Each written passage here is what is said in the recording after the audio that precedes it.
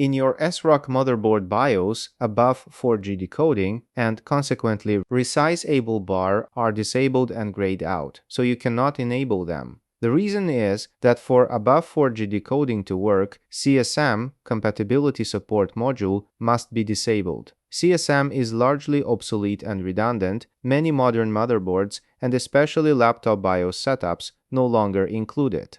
Disable CSM, and this will allow you to enable above 4G decoding and resizable BAR. If after disabling CSM, Windows fails to boot, it means your system was installed in legacy BIOS mode on an MBR formatted drive. You need to boot in UEFI mode instead. To fix this, either convert the drive to GPT or preferably boot in UEFI mode, completely wipe and reformat the drive, and reinstall Windows. This will automatically set up the drive as GPT and install Windows in UEFI mode.